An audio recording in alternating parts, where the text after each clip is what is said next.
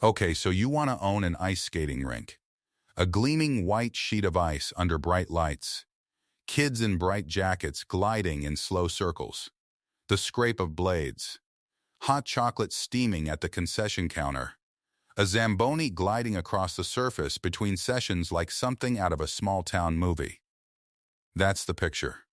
That's what the ribbon-cutting photo looks like. Here's what that photo doesn't show you. The $22,000 electricity bill that arrives every single month, whether anyone shows up to skate or not. The compressor that fails on a Tuesday in July, when outdoor temperatures make the refrigeration plant work twice as hard just to keep the ice from turning to slush. The 3 empty hours every weekday afternoon when your rink sits lit, cooled, and staffed.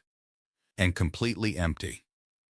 And the fact that most cities in America don't let private operators run these buildings alone.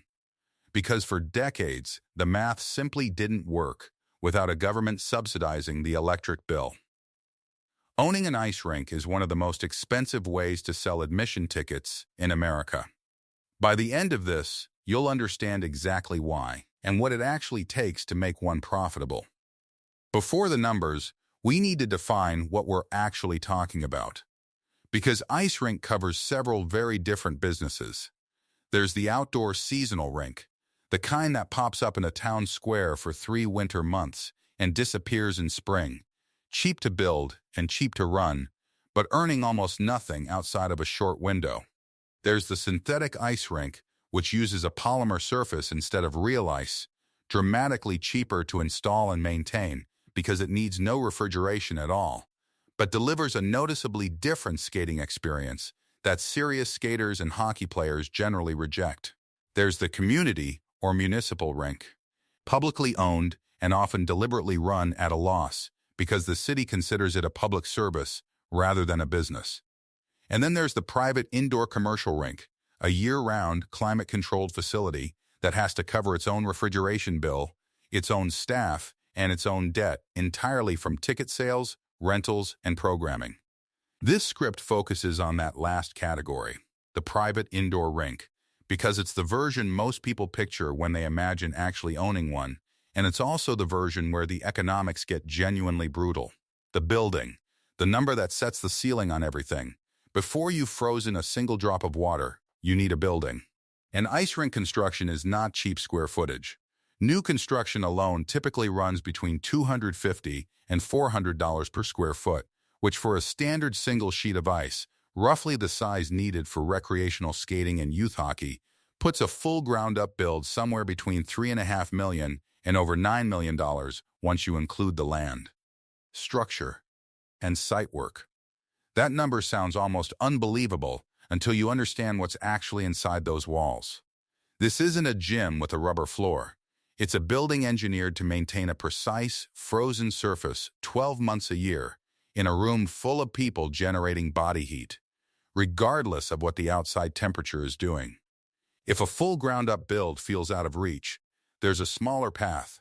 Retrofitting an existing warehouse or industrial building into an ice rink can bring the total startup investment down to somewhere around $1 million. Which is where most independent, non-institutional operators actually start. Either way, before we even get to the ice itself, the building is already the single largest financial decision you'll make in this business. The ice system, the part that makes this a genuinely unusual business to own. Here's what most people don't realize. The ice itself is not simply water that got cold. It sits on top of an enormously expensive piece of industrial refrigeration equipment. And this is where the real money in an ice rink build goes. The refrigeration plant, the chiller system that actually removes heat from the surface using a circulating brine or ammonia solution, is the single most expensive individual component in the entire facility. For a full-size sheet, that system alone typically costs between $250,000 and $700,000. And in the leaner, retrofit-style budgets that smaller operators actually use, the refrigeration plant is commonly the single largest line item, often around $500,000 on its own. Beneath the ice surface itself sits a concrete slab embedded with miles of piping, plus subfloor heating to prevent frost from damaging the foundation underneath. another $150,000 to $400,000. Around the perimeter, dasher boards, the walls and protective glass that keep pucks and bodies contained, add another $100,000 to $250,000. And then there's the machine every rink needs and everyone recognizes, the ice resurfacer, commonly known by the brand name Zamboni, which smooths the surface between sessions. A smaller used unit can be found for around $10,000.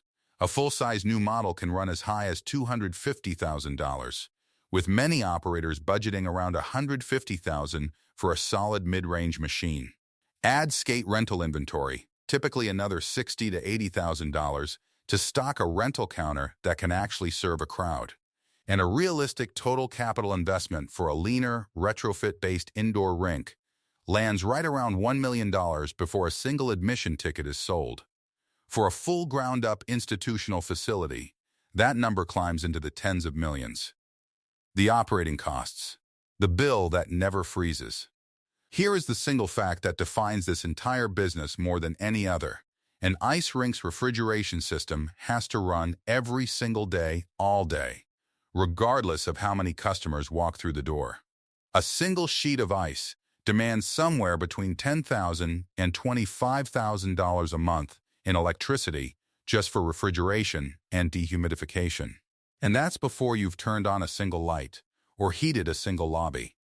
Base electricity alone can run $180,000 a year at some facilities. Add facility lease or mortgage payments, commonly running $25,000 to $32,000 a month for a commercial-scale rink space, and you're looking at another quarter to nearly $400,000 annually before a single skater has laced up. Payroll is the next major cost. Ice technicians who understand refrigeration systems are specialized, expensive hires, not interchangeable minimum wage staff. And a functioning rink needs front desk staff, skate rental attendants, and a resurfacing operator on every shift, commonly adding up to $50,000 or more a month at a mid-sized facility. Add insurance premiums, which run high in this industry given the combination of ice, blades, hockey pucks, and falling bodies, plus routine equipment maintenance, marketing, and administrative overhead. Add it all together, and a realistic indoor rink's minimum monthly operating budget, just to keep the doors open and the ice frozen before a single dollar of revenue arrives, runs somewhere between $60,000 and $120,000. That is $720,000 to $1.4 million a year in fixed costs that exist whether your rink is packed on a Saturday night or completely empty on a Tuesday afternoon. The revenue model, the part that has to cover all of that. An ice rink actually has more revenue streams than most people expect, and understanding the mix matters more than the headline ticket price. Public skating admission typically runs around $20 per person, plus skate rental fees on top. But here's the thing serious rink operators learn quickly. Public admission alone is the least profitable way to fill your ice. The real financial backbone of this business is contracted ice time, blocks of hours sold wholesale to hockey leagues, figure skating clubs, and school programs, which together commonly account for 40 to 60% of total rink revenue. Hourly rental rates for that ice time typically run around $140 during off-peak hours and $165 during peak hours in a mid-sized market. And in major metro areas like Los Angeles or New York, sustainable rental rates can exceed $400 an hour. Private party bookings, birthday parties, and corporate events add another layer, often selling for around $500 per session. Lessons, typically priced around $40, are a smaller but meaningfully profitable add-on. Let's build a realistic first-year scenario for a mid-sized indoor rink. 50,000 public skating visits at an average of $20 each generates $1 million. Contracted league and club ice time, sold at scale across the year, might add another $500,000 to $700,000. Skate rentals, lessons, and private bookings might contribute another $200,000 to $300,000. Total realistic annual revenue for a solid, well-utilized single-sheet rink, somewhere between $1.7 and $2 million. Now subtract your operating costs, $720,000 to to $1.4 million a year, and your first-year EBITDA, earnings before interest, taxes, depreciation, and amortization, lands somewhere between $200,000 and $900,000, depending heavily on how well you filled those off-peak hours. Against an initial investment of $1 to $9 million, that's a payback period that, in a well-run leaner facility, can run around 3.5 years, and considerably longer for a full institutional build. Now here's where it gets genuinely fragile, and this is the fact that explains something you may have noticed without ever thinking about it. Most ice rinks in America aren't privately owned at all. They're run or subsidized by cities and municipalities. That is not an accident. It's a direct consequence of the economics we just walked through. Many rinks simply aren't profitable for a private owner unless the facility is entirely debt-free. Because the fixed refrigeration and facility costs are so large and so unavoidable that any meaningful mortgage or lease payment on top of them erases the margin entirely. This is why so many communities end up owning the rink outright, treating it the way they treat a public pool or a library. A service subsidized by tax dollars rather than a profit center expected to pay for itself. For a private operator trying to make this work without that subsidy, the danger zone is the off-peak hour. Weekday mornings and early afternoons, when school is in session and most adults are at work, the refrigeration system is running at full cost while the building sits nearly empty. Every one of those silent hours is pure expense, with no offsetting revenue, and a rink with too many of them can look profitable on a busy Saturday and still lose money for the year. Energy price volatility compounds this risk directly, since electricity is the single largest recurring cost, and rink operators have essentially no ability to pass a sudden utility rate spike on to customers without losing them to a competitor down the road. And then there's mechanical risk. A refrigeration system failure isn't a minor repair. It can mean days or weeks of a completely closed facility while specialized technicians diagnose and fix a chiller system, all while the lease payment and staff wages keep arriving on schedule. Location matters enormously too. Industry consultants generally advise that a rink needs roughly 100,000 people within 5 miles and 250,000 within 10 miles to sustain itself, with no direct competitor already serving that population, which rules out a huge share of the country before a single shovel goes into the ground. So who actually makes real money in this business? Almost never the single rink independent operator running purely on admission and rentals. The operators who build genuine wealth here are the ones who scale, running multiple facilities under one management structure so that staff, marketing, and administrative overhead get spread across several revenue streams instead of one. Multi-rink operators can shift customer volume deliberately toward the highest margin activity, private bookings at $500 a session, and specialty lessons, rather than depending on the comparatively thin $20 public admission ticket. Ambitious, well-capitalized operators running several facilities have shown a path from roughly $200,000 in owner earnings in year 1 to several $1 million by year 5. But that trajectory depends entirely on aggressive expansion and diversified programming, not on simply keeping one rink's lights on.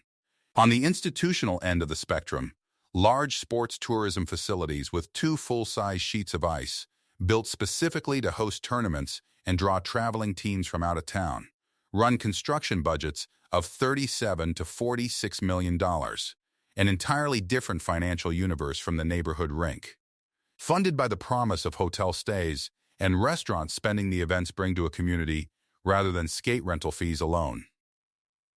Let's put real numbers next to 2 scenarios for our mid-sized independent rink, because this is where the volatility actually shows up. The good year, your rink is in a strong location with a healthy youth hockey and figure skating community already established. You lock in 2 solid league contracts covering 40% of your ice time at consistent hourly rates. Your public skating sessions run near capacity on weekends, and your energy costs stay near the low end because you invested early in an efficient refrigeration system. Total revenue lands around $2 million. Operating costs, including a manageable lease and controlled energy use, run right around $900,000. EBITDA for the year, roughly $700,000. A genuinely strong result for a facility like this. The bad year, one of your two anchor hockey leagues relocates to a newer facility across town, taking 40% of your contracted ice time revenue with it overnight. A summer heat wave pushes your refrigeration system into overdrive for 3 straight months, adding $60,000 in unexpected electricity costs. And your aging resurfacing machine breaks down twice, costing $22,000 in emergency repairs and forcing 2 weekend closures at the worst possible time for foot traffic. Total revenue falls to $1.1 million. Operating costs, largely fixed regardless of how much ice time you actually sell, still run $950,000. EBITDA for the year, roughly $150,000, barely covering debt service if you financed any portion of the build. The swing between those 2 years is over $500,000, and the difference wasn't really about how hard you worked. It was about whether one anchor tenant stayed or left. So does owning an ice skating rink make sense? The honest answer is that it's one of the most capital-intensive, fixed-cost-heavy businesses you can enter in the recreation industry, and it rewards scale and contracted, predictable ice time far more than it rewards the romantic image of a public rink full of casual skaters. The operators who thrive here treat the $20 admission ticket as a nice-to-have, not the foundation, and build their real financial security on locking in leagues, clubs, and private bookings that fill the ice regardless of weather or walk-in mood. The ones who struggle are almost always the ones who underestimated a single number: the electricity bill that keeps running at full cost through every empty Tuesday afternoon, whether or not a single skate ever touches the ice. The dream of the rink under bright lights is real. So is the refrigeration bill that keeps it frozen. The people who succeed here are the ones who understood, before they signed anything, that they weren't really opening a place to skate. They were opening an industrial cooling plant that happens to sell admission tickets, and budgeted accordingly for both.